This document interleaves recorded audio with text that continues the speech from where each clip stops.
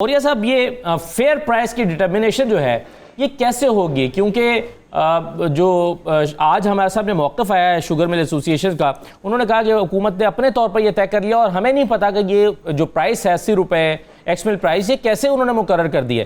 तो ये fair price की डिटर्मिनेशन कैसे होगी, इसका तरीकाकार क्या होना चाहिए?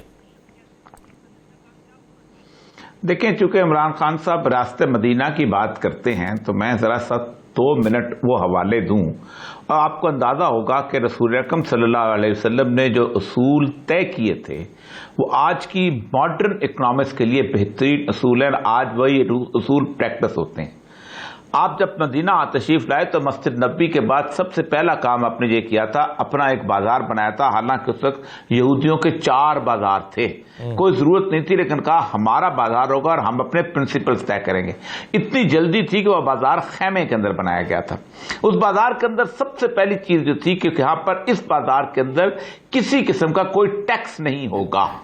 आज दुनिया जो है अपनी इंडस्ट्री को बिल्ड करने के लिए टैक्स फ्री जोन बनाए जाते हैं। ये दुबई क्या है? टैक्स फ्री जोन है। ये मुख्तलिफ किस्म के आयल ऑफ मैन वगैरह टैक्स फ्री जोन होते हैं ताकि एक इकोनॉमी का पहिया जो है शानदार तरीके से चले। दूसरा, आपने कहा था कि मार्केट से लेके, यानी एक प्रोडक्शन की जगह से लेके मार्केट तक दरमियान में कोई, अगर फॉर एग्जाम्पल मिल है तो उस मिल की एक आउटलेट अंदर जो है मार्केट के अंदर हो, दरमियान में कोई आदमी हो ताकि किसी किस्म की प्राइस की हाइक न बन सके। तीसरा, आपने होल्डिंग के ऊपर मना किया, वो बुनियादी सूरत है, कोई ज़ख़ीराअंदोज़ी नहीं होगी। चौथी चीज, अहम तरीन चीज जो इस वक्त मॉडर्न इकोनॉमिक्स की प्रिंसिपल में हदीस सुना रहा हूं, 4 जगहों पे यह हदीस आई है। 4 जगहों पे, इब्ने माजा में, अबू दाऊद में और मिशकातुल मसाबी में। और ये वो हदीस है जिसको हसन हदीस कहा जाता है। अनस बिन मालिक से रवायत है। आप फरमाते हैं कि नबी सल्लल्लाहु अलैहि वसल्लम के जमाने में कीमतें चढ़ गई तो सहाबा ने अर्ज किया, अल्लाह के रसूल आप हमारे लिए कीमतें मुकर्रर फरमा दें। तो नबी सल्लल्लाहु अलैहि वसल्लम ने फरमाया, बेशक अल्लाह ही कीमतें मुकर्रर करने वाला है, वही तंगी और कुशादगी का मालिक और रिज़्क़ देने वाला है। और मैं उम्मीद करता हूं कि मैं इस हाल में अपने रब से मुलाकात करूं तो तुम में से कोई खून और माल के मुतल्लिक मुझसे मुतालबा ना करता हो। कितनी वाज़ेह चीज है कि अगर एक मार्केट की फोर्सेस चल रही होंगी और उसके ऊपर आप उस तरह की सूरत पेश नहीं करेंगे तो कोई शख्स जो है वो इस तरह का नहीं होता कि जो उस माशरे के अंदर जुल्म रवा रखे। हम ट्रस्ट नहीं करते, हम स्टेट की इंटरवेंशन जब करने लगते हैं तो यही होता है। आपको याद होगा कि एक जमाने में अयूब खान के जमाने में राशन डिपो कायम हुए थे जी, और उस वक्त राशन डिपो जब उतरे, खत्म किए गए तो मार्केट के अंदर 68-9 के बाद याह्या खान का पीरियड देखें, जो उसको डिक्टेटर कहें, अचानक कीमतें गिर गई। क्योंकि जब आप किसी चीज को कंट्रोल करते हैं, स्टेट कंट्रोल करते हैं। हसन इकबाल साहब मेरे कलीग हैं, दोस्त हैं, इकट्ठे हमने अकेडमी में रहे हैं, इनको पता है ब्यूरोक्रेसी में होता क्या है। ये सारे का सारा जब आप एक आर्टिफिशियल कंट्रोल बिल्ड करने की कोशिश करते हैं तो फिर रास्ते निकलते हैं, फिर वो करप्शन के रास्ते आते हैं। लेकिन जब आप मार्केट को रसूल अकरम की हदीस के मुताबिक उसके फ्लो पे जाने देते हैं तो वो माशरा खुद कंट्रोल करता है। हाँ, सही है, लेकिन उसकी कीमत को कंट्रोल करता है। और इसमें चले, अगर आपने कुछ तय भी करना है तो एक नुक्ता यह है फिर कि अगर आपने तय करना है तो दूसरे फरीक के साथ बैठकर तय करें। आप एक कीमत अपने तौर पर तय कर लेते हैं जो कि बाकी दूसरे फरीक के लिए बहुत हैरानकुन हो जाती है। और ये साहब, सर मुझे ये बताइए कि ये जो चीनी की कीमत है ये एक बहुत बड़ी कॉन्ट्राडिक्शन है। तो सिंपल सा एक चीज़ लग रही है कि खुद जो कमीशन हुकूमत ने बनाया था उसकी रिकमेंडेशन ये थी कि अगर गन्ने की कीमत 190 रुपये फी मन है तो एक्स मिल प्राइस जो है वो 72 रुपये होनी चाहिए। और उसके बाद फिर 200 रुपये खुद हुकूमत ने मुकर्रर की और हुकूमत मानती है कि ये 250 रुपये में ओपन मार्केट में गन्ना जो है वो डिमांड के मुताबिक, डिमांड और सप्लाई के उसूल के मुताबिक 250 से ज़्यादा में बिका है। तो अगर उसके मुताबिक खुद हुकूमत मुकर्रर करे तो 80 रुपये तो शायद नहीं बनती। ये इनका आर्ग्यूमेंट है, आप कैसे देखते हैं इसे? देखें, मैं पहले भी कह चुका हूं कि बुनियादी इकोनॉमिक प्रिंसिपल्स, पहले मैं हदीस सुनाई है उसके बाद इकोनॉमिक प्रिंसिपल। इकोनॉमिक प्रिंसिपल में भी जब भी किसी जगह कंट्रोल्ड प्राइस ली जाती है तो वो मार्केट को खराब करती है और होता वही है। देखिए, जो फैक्टर्स कीमतें बढ़ाते हैं उनको आप कंट्रोल नहीं करते। जो काम हुकूमत का करने का वो नहीं करती। वो सबसे पहला काम है कि आप होर्डिंग्स को कंट्रोल करें कि आप कैसे कर सकते हैं, किस जगह पे होर्डिंग हो रही है, कहां रुक रही है, ये सारी चीजें। दूसरा, आप सप्लाई इंश्योर करें without any middleman. For example, आप आउटलेट खोलें, आप जितनी भी एक्समिल जो है, ये एक्समिल जो है मिल के ऊपर नहीं बल्कि आप किसी बाजार के अंदर आप जुमा बाजार लगाते हो ना, क्यों लगाते हो?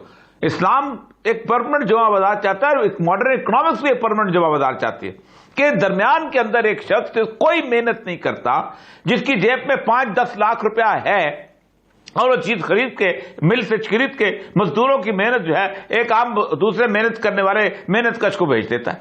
उसने क्या किया है?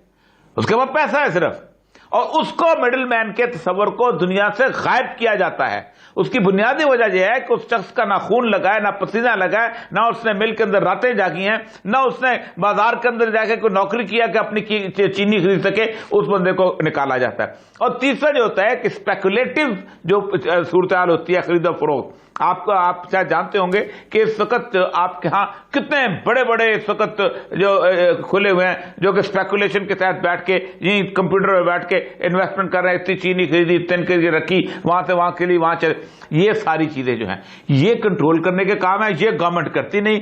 तुम 85 रुपए में बेचोगे वरना हम तुम्हारा अपना सर फाड़ देंगे, तुम 85 रुपए पे खरीदोगे वरना हम तुम्हारा सर फाड़ देंगे। ओ भाई, मतलब सारा यह है कि इसका मतलब यह होता है एक दिन कि आपने इसलिए यही कर करके आपने गन्ने की प्रोडक्शन खत्म की, यही कर करके आपने एग्रीकल्चर का सत्यानाश किया।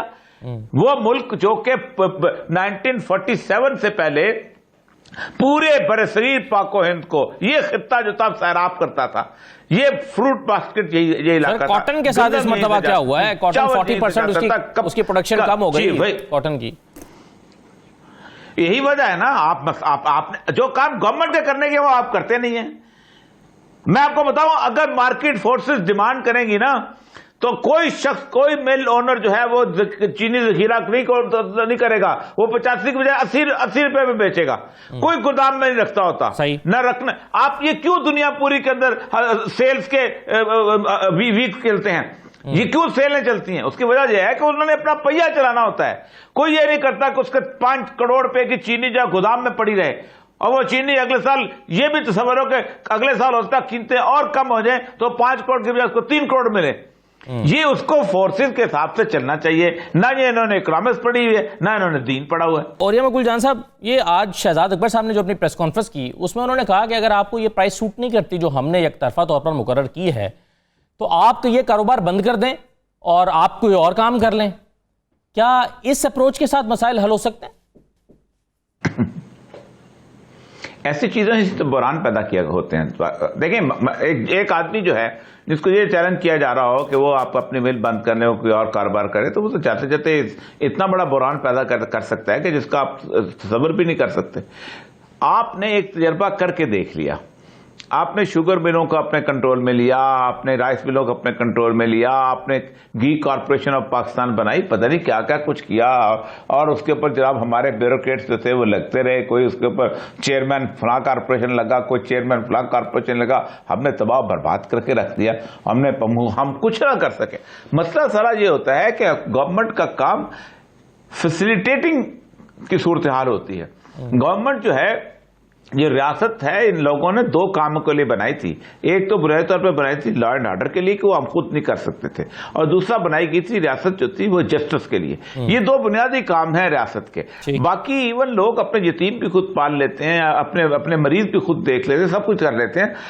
ये जो इकोनॉमिक कंट्रोल है, ये दुनिया ने, तारीख ने साबित किया है कि ये इकोनॉमिक कंट्रोल जो है, ये अगर गवर्नमेंट इस तरह का करना शुरू हो जाए तो हमेशा उसका नतीजा उल्टा निकला है। वो एनरॉन की तबाही का तारीख पढ़ लें, जो अमेरिका के अंदर जो बिजली की कीमतों को कंट्रोल करने को हुआ क्या था कि एक दिन ऐसा आया था कि 1996-97 के अंदर कैलिफोर्निया की रियासत के अंदर लोड शेडिंग शुरू हो गई थी।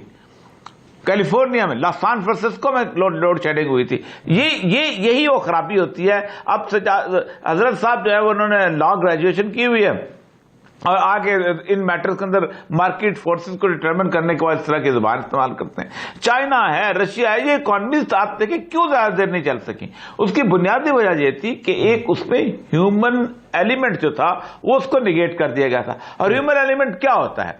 एक आदमी अपने बहुत कल के लिए आज को सैक्रिफाइस करता है। और क्यों करता है कि आज उसके अगर एक सस्ते दाम पे बेचता है तो कल एक गुडविल क्रिएट करता है, फिर गुडविल क्रिएट करने के साथ वो कहता है कि इस मार्केट को मैं सेल लगा के फिर आगे करता है। इतनी ज्यादा चीजें हैं मार्केट फोर्सेस के अंदर, लोगों की डिमांड के हिसाब से, लोगों के उसके कारोबार की नौयत के हिसाब से, कारोबार को बेच के दूसरा कारोबार शुरू करने के हिसाब से, इन फोर्सेस को कोई कंसिडर नहीं करता।